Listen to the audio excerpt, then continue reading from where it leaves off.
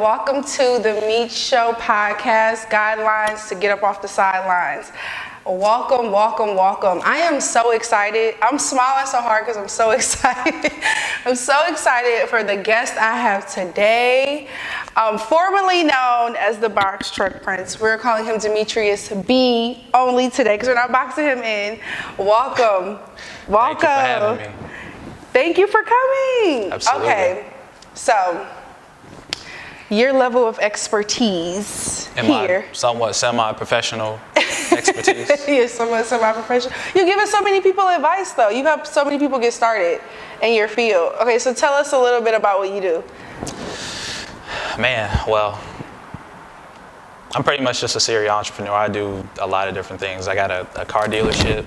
I still do have the trucking business. I didn't know that. Yeah, I got a car dealership, so I do that. I still do have the trucking business as well. And I invest in cryptocurrency. That's what I'm. You're in crypto too. Okay, so you diversify the bag. Yeah. We got to talk about that. Oh, we're gonna get into it. We got to get into it seriously, because being an entrepreneur is one thing, but being a serial entrepreneur is a whole nother animal. Most people think they're ready for entrepreneurship, but to be in multiple fields, we got to talk about it.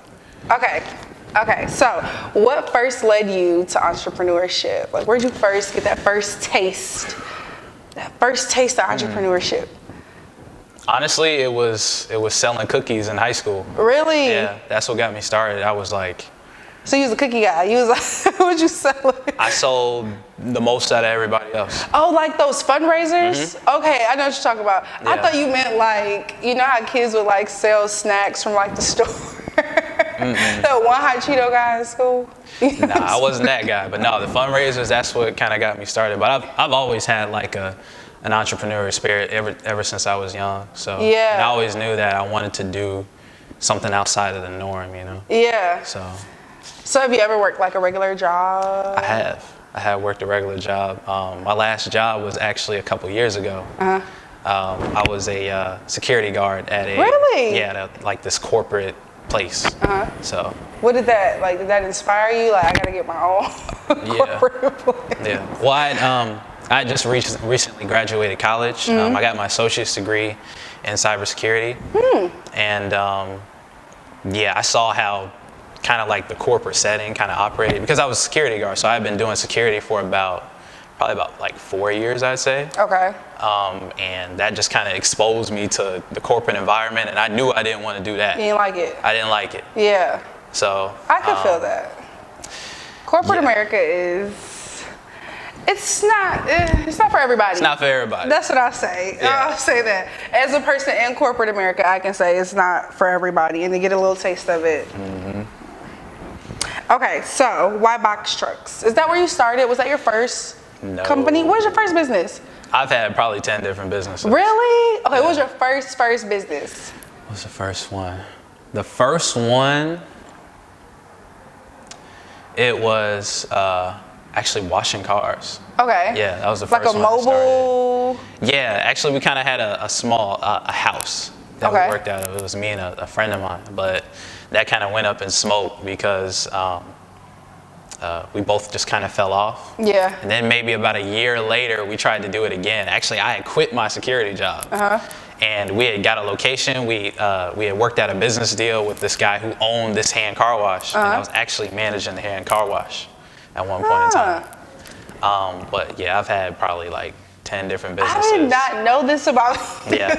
It's funny because we already know each other. I didn't know that you had 10 businesses. So it's in you. Yeah. That entrepreneur spirit, when it's in you, people try to go chase it, but it gotta be in you. Like I've failed so many times. Yeah. I failed so many times, and I think that is like the biggest thing that as entrepreneurs that we gotta kind of accept and learn how to do. That we don't talk about. Is learning from your failures. Like, I'm not a product of my successes. I'm a product of my failures. Yeah, I love that. Ooh, I love that. Wait, okay, so what's from, let's just say, the car washing business, what's something like, I don't want to say you failed, but you're not doing it anymore. What's something you learned from that? What's something you took from that helps you in business today? I just think the biggest thing that I've learned is just the mental skill set. You know, that's what's allowed me to take it to the next level, because every time I tried different things, I learned different skills along the way. How to manage this, how to manage that. Okay, that didn't work. All right, so I know in certain cases what not to do because I've already been there.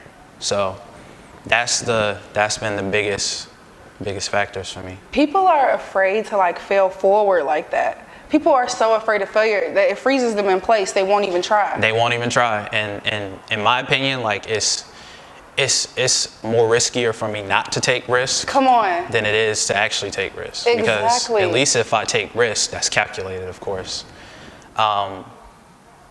It's about like taking risks without it being like detrimental to your situation. Something that you can calculate. If you fail, I mean, you just try again. That's it. You got to keep trying. Yeah, you got to have that spirit. I failed a lot too. I failed with a smile too, because I learned so much. Every time I fall, I've learned so much. So, okay, a big part of entrepreneurship, any successful entrepreneur will tell you, is to be comfortable with failure. I like that. Yeah. Okay. About box trucks specifically. Okay. What got you into that field? Because I know a lot of people know you from that. Yeah. You've helped a lot of people. Yeah. I had been doing my research on the trucking industry for about a year. And then, man, I got a whole story to tell you about kind of how I got into it. Okay, go for it. So pretty much it was the beginning of the pandemic. Okay. Beginning of the pandemic. I was in the process of buying my first townhouse. I bought my first property a couple years ago. And literally the week before the pandemic hit, I lost my job. I got laid off from my job. And I was in the process of buying this townhouse, right? So I was kind of deciding, I was like, should I buy it or shouldn't I buy it? But I went ahead and did it anyway, because I figured, okay, I can buy it and still rent it out. Yeah. So I rented it out. And luckily I was able to find somebody who gave me 3 months rent up front. Oh, okay. 3 months rent up front, and a security deposit. So I took that $5,000 and I bought my first car. So I started flipping cars. So I flipped cars through the summer, and then the unemployment check hit in August, so I doubled up. I had about $20,000, and then I was like, okay, now I got some money to really start this trucking business. Wow. Okay. So I went initially I was going to do semis, but I decided against that because I didn't want to get my CDL, and I didn't want to take the risk of driving a big semi truck at the time. Okay. And then I was like, okay, if I'm gonna do this, then I need to find something else. So I started doing my research on sprinter vans, cargo vans, and box trucks. And then that's what led me into box trucks. And you're like, okay, box trucks. And I spent all my money. I probably had about $20,000 cash, about $20,000 in credit. And I used that to start my business. And you just went all in. I just went all in. And it worked out, obviously. Yeah, it worked out. So when you first started though, was there like a big hiccup? Was there anything super challenging? I just say finding the right information. Okay. That was the hardest part. Like, I wish I kind of had me. Right then. Before, right. But you wouldn't be you if you had you. You had to go through it so you could tell other people. Yeah. Yeah, so that was the hardest part. And then, so I found a couple seminars that I attended that kind of gave me like the blueprint to get started. And I just kind of took it from there. So wait, talk about calculated risk. You didn't just go in, you went and like put money into like educating yourself, and then you went all in. Yeah. Huh. Yeah, once I saw what I needed to see. Yeah. And I was like, okay, let me do this. Let me give it a shot. Yeah. So. Okay, so like current day, like let's say I'm getting into box trucks. What do you think would be the most challenging thing for me getting into box trucks? It's a few barriers to entry that you have to get past. A, the information part. B, the capital. The trucking industry has inflated. Like the price that I bought my box truck for is probably about 3-4 times what it is now. Really? So I guess the pandemic, huh? Yeah. Everything's up. Yep. So it costs more. It costs a lot more. Way more. Like I wouldn't be able to take my 2020 and just like 20,000 in cash, 20,000 in credit and go. You could. Okay. You could, but as far as like the route that I took, I bought my truck cash. So when I first started out. Like, it's a little bit more difficult now. Yeah. And then on top of that, I focused on doing Amazon Relay. So working with Amazon, Amazon has become more strict now with their rules, and then their scoring model is a little bit different too.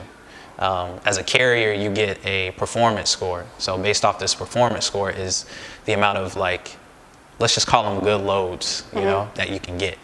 Is that like literally like the good lows, like more money? Okay. Yeah, exactly. Okay. So wait, now is it just box trucks, or you're in the semis too now, right? I do have a semi, but okay. I mean, quite honestly, crypto has been going so well for me that you ain't worried about no truck. that truck has been sitting for 5 months. Really? Yeah. Oh my God. So, okay, I'm in the wrong field. Crypto. Look, crypto is literally the best way to make money right now, in my opinion. Really? Yep. It's like Spanish. It's the easiest way too. I don't understand. Let me explain it like this. You know how the banks take your money and make money off your money? Mm-hmm. Cryptocurrency specifically, there's a niche inside of cryptocurrency. It's called decentralized finance. Mm-hmm. You're able to do what the banks do. And make so money you're able off your to own lend money. your exactly. But how? Okay, you were gonna say you're able to lend your money. You're able to lend your money out and make interest off your own money. Huh. Mm-hmm. See, I would have never known that. In my mind, cryptocurrency, all I can see is just like a Doge coin with that little puppy on it. And right. That's as much as I know. Right. I don't know. Well, I got you after this. So wait, that's the move though. Okay, so. That's the move. What about your box truck though? You say you're semi sitting there, still doing box trucks? No. No. Sold the box trucks, I put it into crypto. I put it all in crypto? Yeah. Damn. I'm making more money in cryptocurrency, spending less time, because the protocols that I've invested into, they work 24/7 whether I show up or not. Okay. Okay, so. Because time and money is the move. I don't have any expenses. Only expenses I have are my personal expenses now. Yeah. That's it. No overhead. No overhead. Damn. And I have the opportunity to compound my rewards, to compound my income on top of that. So you like, that's the move. So I put it all there. So you went all in again. All in again. Entrepreneur. You went all in again. Okay. So, okay, let's talk about in cryptocurrency then. Okay. What would you avoid? Like, knowing what you know now. Knowing what I know now, really the biggest thing that you're looking for is you're looking for projects that are sustainable. That's the biggest thing in any of this. And you have to have kind of realistic expectations on what you're investing into. So if something is only going to last, you don't want to put all your money into something that you think is going to last a long time in your head. And in reality, it's something that you need to just put your money into and get out quickly. Take out, yeah. Yeah, so you have to do your research. You got to do your research, and you kind of got to understand what to look for. Yeah, and what you're looking at. Mm-hmm. So I need to study. That's why I don't understand it, because I haven't tried. Yep. I need to study it. Exactly. It sounds like it's worth studying. You done went all in. I'm interested. Okay, so let's take it back. Okay. Do you remember the moment where things like really shifted for you mentally, where you realized like, I could go all in, I can raise this money to put it towards something I believe in? Like, do you remember that moment? That's a really good question. Or have you always thought like this?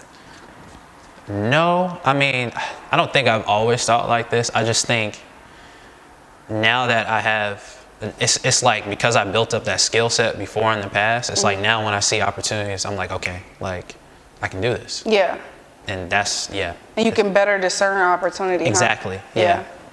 Because some things sound good, especially when you don't have like that trained ear or that trained eye. Like, I've been through something similar that sounds good, that's short-lived. Right. Huh. Okay. What else? I was gonna ask, what are your thoughts on serial entrepreneurship? My thoughts on serial entrepreneurship, on that too. Yeah, I think it's the best way because you learn so much along the way. I mean, you can become very successful by staying in your niche and then sticking to that. But I mean, as long as you take calculated risk and you see opportunities and you're able to discern again, it's nothing wrong with pivoting, and that's what we have to do as entrepreneurs. We have to be able to pivot and adjust and be flexible. Yeah. So I'm willing to do that in any case. I don't care what it is. You know. Yeah. Has it ever spread you too thin? No. No. No, I never have I've never spread. At first with the trucking thing, I went all in on that. Yeah. But now I'm kind of just taking my time and consolidating along the way. You know. Okay. Because some people will say, even people that we both know will say that entrepreneurs will say like, focus on this lane, go all in here, like run the bag up right here where you know. Best way to get rich to get wealthy is to take your time. Yeah. Is to take your time. So. And you know what I think about though? Industries go under overnight, right? Exactly. Like an entire industry. So like, let's say if I just went in on this, like if I put all my money in the taxis somehow, and then Uber came, or I put all my money in the hotels, and now there's Airbnb. You know, like industries go under overnight. So like, I think that's kind of makes it important for having like a diverse portfolio. Exactly, yeah. Because if this over here goes under for whatever reason, you have this, you have this, you have this, and your hands are still in different pots. Exactly. Like if I really wanted to get back into trucking, all I gotta do is flip a switch. And put that semi truck on the road. We rolling. Yeah, and we back. So we're back at it. Yeah. So if crypto goes down, right back into trucking. And exactly. Over and over. That's the beauty of like multiple bags. I am so for having your hand in multiple bags. Like I don't think I could do it any other way myself. And like you said, I'm looking for that opportunity, like, you know, to like invest here, try this. I want to know before it hits, like that's the Bitcoin hard part. In 2012, like I want that thing. Yeah, that's the hard part. But with cryptocurrency, time in the market is better than not being in the market at all. At all, that's true. So. Okay. So what's next? What's next? For you? I say I am gonna start the trucking thing again, but I'm gonna do something different. Instead of investing in trucks themselves, I'm actually gonna buy trailers. So I'm gonna buy trailers because with semis, right, the money is not in the semi, it's in the trailer. Okay. It's in the trailer. So what will be the difference? Like in buying, like in trailers have less maintenance fees, right? The overhead is a lot cheaper. Okay. And then on top of that, there's a trailer shortage right now. So companies are looking for trailers to either for storage. I mean, it's a lot of stuff you can do. You can use trailers for storage. You can obviously use them for transporting freight. And really my goal is to become a federal contractor. And rent my trailers out to like FEMA, to the government. That's really where the money is. Yeah. So they pay drivers to drive and they pay for the trailer that they drive? They pay for the trailer too as well. Damn, I didn't know that. Wow. It's more money involved than I realized. So all my friends have semi trucks now, apparently. Yeah. Like everybody got semi parked somewhere. Like maybe we need like a EAG semi group at this point. Please. Okay, because everybody has one. That's so funny. Who's your hero? My hero is probably my great grandfather. Really? Why?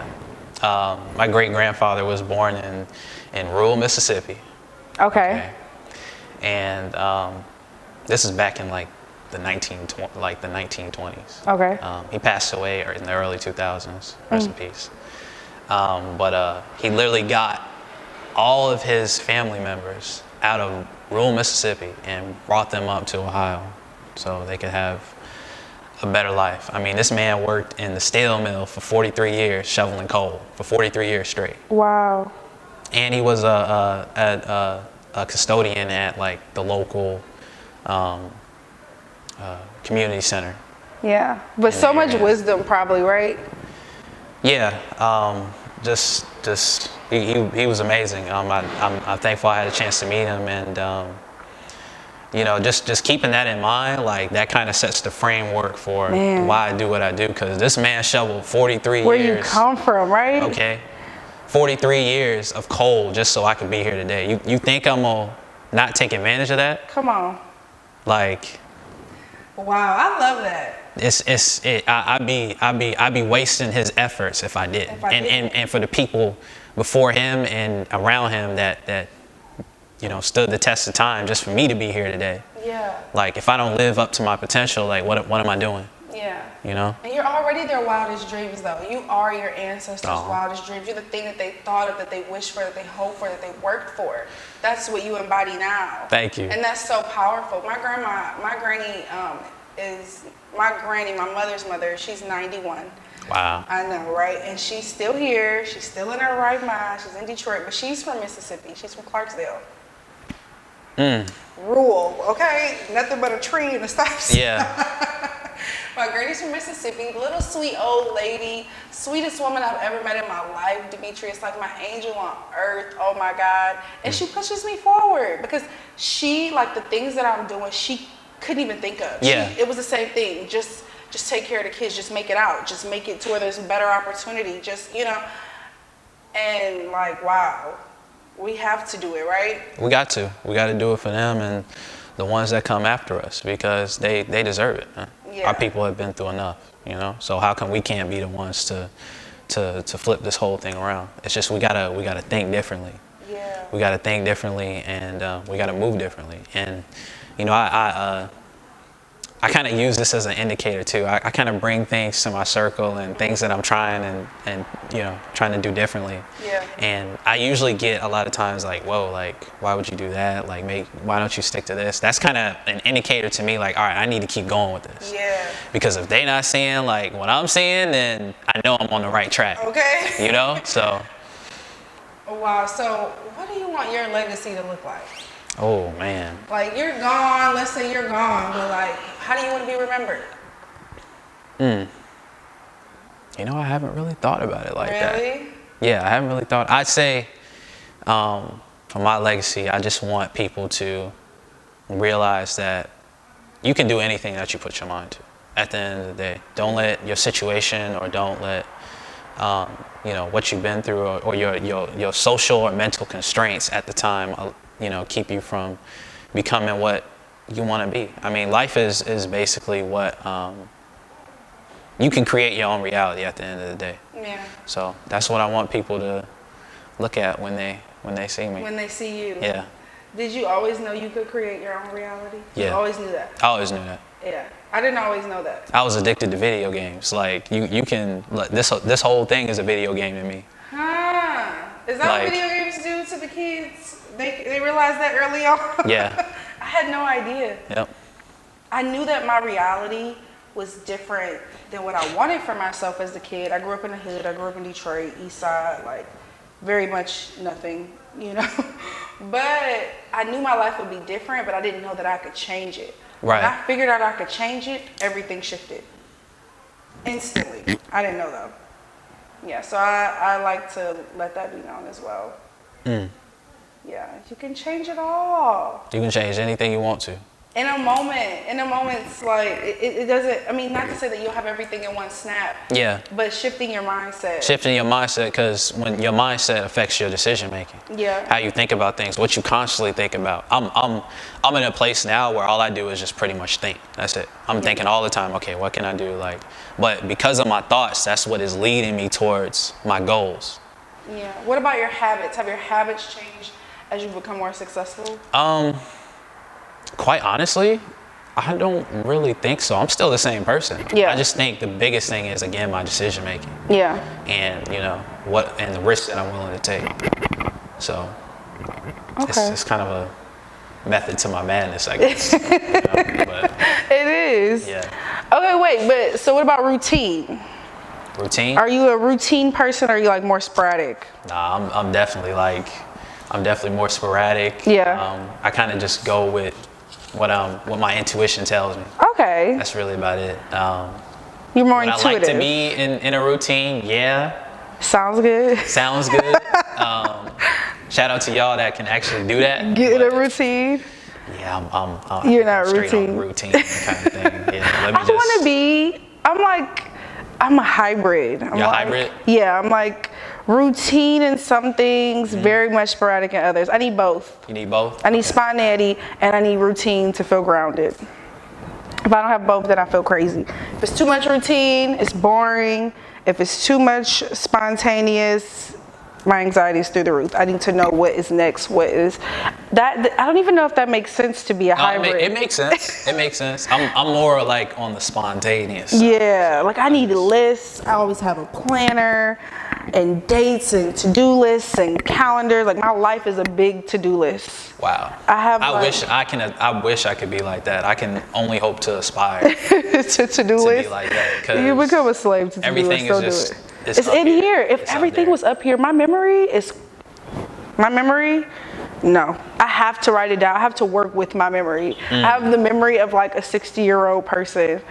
I got a photographic memory, so I can literally like I can take a picture. Like you know how you take out your iPhone and take a picture with it. I can take a picture of something in my mind and then like go back to it at like I remember stuff when I was like a baby almost. Really? Yeah. I remember stuff from when I was 1. That's as far back as I can remember. My mom can't believe I can remember 1, but that's as far back as I got. Yeah.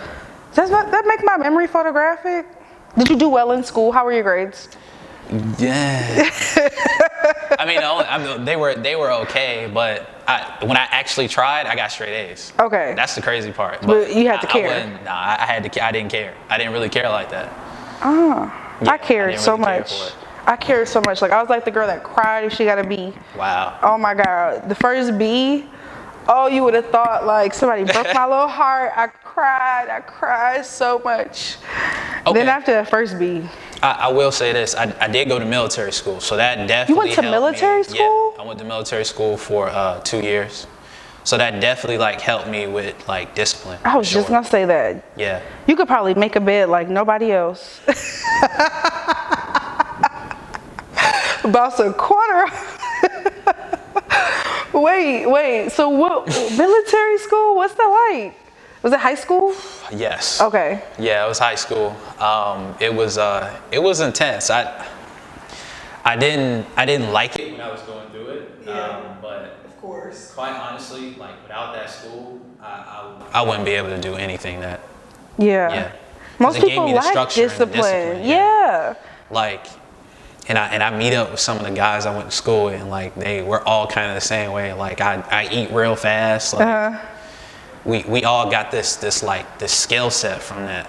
Wow. And y'all are all still friends? We're all still friends. Oh, that's amazing. Yeah. You know I love friends. So I'm like smiling. Wait, but most people lack that discipline. Discipline and being able to discipline themselves and structure. Oh my God. If you don't have that and work ethic, like what do you have? And imagine wanting discipline for yourself, but not knowing how to discipline yourself because you are not disciplined. It is such a double-edged sword. It is. How do I get disciplined? I don't know. I went through that for years.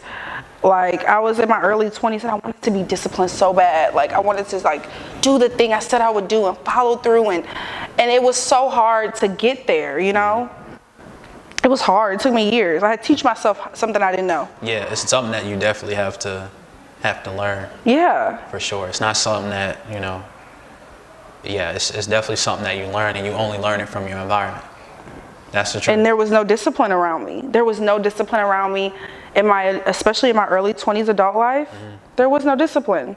Everybody was around me doing what they wanted to do, partying, drinking, smoking, just, living the young 20 wild free life. And I just was like, no, like, even though this is my environment, I really wanted to make these plans and goals and plot them out and really do this. It's funny because that's around the time I met Serena. Okay. Our mutual friend. And Serena was super disciplined. We were 23, 24. She was disciplined. And she's always been the same. And I'm like, girl, how? Like, we wouldn't be working and everybody's partying and she's just like, no, I got work to do. Yeah. And I'll talk to her and she's working all day and I'm like, but we 23. Like, right. See, I was the same way and I never used to like kind of understand why I didn't like really like fit in like that. Yeah. But now I do. Because yeah, I get it now. Like I get why I was so different. Yeah. But yeah, I wish I had I wish I had y'all like 3 or 4 years. Right, years ago. Being around y'all is like, Would have made more sense. yeah. I was somewhere between the middle because I was still lit. But I wanted to be more disciplined. So I had to surround myself with more people like you, like Serena, because like you said, environment is everything. Because I knew I was different too. Iron sharpens iron. It does. That's why I love our friend group. So we have a group of friends, everybody's entrepreneurs. Talk about iron sharpens iron. Every time I'm around y'all, it's jewels, it's knowledge, it's something helpful, you know what I mean? Yeah. Encouraging, if nothing else, inspiring, if nothing else. First time I met you, you absolutely inspired me within minutes. I left on fire after meeting you. It was the first time I came to an entrepreneur accountability meeting, and you had just sold your course. You had just created it and just sold it. You remember that? Yeah. I was like, what? Oh my God. He told us the goal was to just make the course 2 weeks prior. He made the course, he sold a certain amount of the courses, and he told us how much he made in 2 weeks. I was like, huh? I was so inspired. And that's what I love about y'all. Oh my God. So you got to get around where it's better. Whatever it is you're wanting to be, sometimes you just need to be in the room. Yep. That's it. For real. You just need to be around it. Whoever's watching this, look at me, okay? Promise me you're going to do this. If you want to better yourself, be in a better situation, you got to surround yourself around people that you want to become like. That's the secret. That's the secret to all this. Right? That's the secret to all this. That's the sauce. I swear to God, it's the sauce. It's not the credit. It's not It's not the information. It's not. That's cool and all, but that energy. It's being around certain things. And that's so true. How much it's changed my life is astronomical. And I'm not even where I'm going to be yet. But just to think about who I was and where I come from, just the things it's exposed me to, just being around the right people. It's never been what I know. I don't have a degree. Even what I do for a living doesn't make sense because I don't have a degree. Wow. Where I've made it to, I didn't know that. Yeah, I don't. Where I've made it to makes no sense. That's it's always awesome. been who I've known, who I know and who I am, how I show up, the people I connect with. Even being able to do this podcast, it's always been who I know. That's so important. That's really the major key.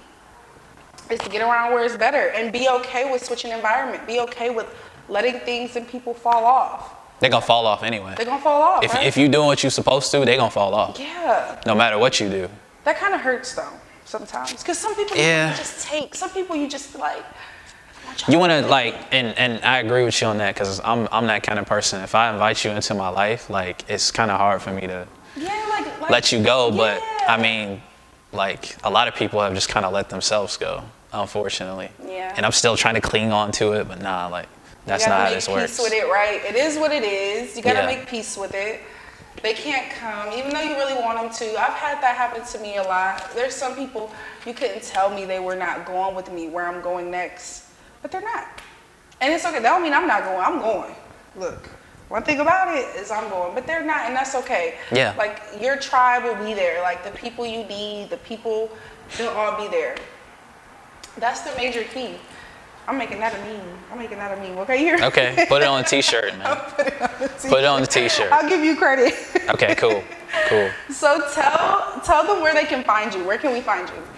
Well, guys, you can find me on YouTube at Demetreus B, on Instagram and YouTube actually. So that's where you can find me at. Yep. Got you. Same IG, same name tag. We'll link it below. So I'll link his YouTube below, his Instagram below. Follow me at The Meech Show. And guys, please come back. We'll be here each and every Monday with more jewels like this one, more knowledge, and just good conversation. Because this is what changed me. This is what did it for me. It's conversation like this. Yep. I've absolutely loved this conversation. Me too. Thank you for having me. For coming. You don't know how much it means to me. You were on my list of interviews when I came up with the idea for the podcast.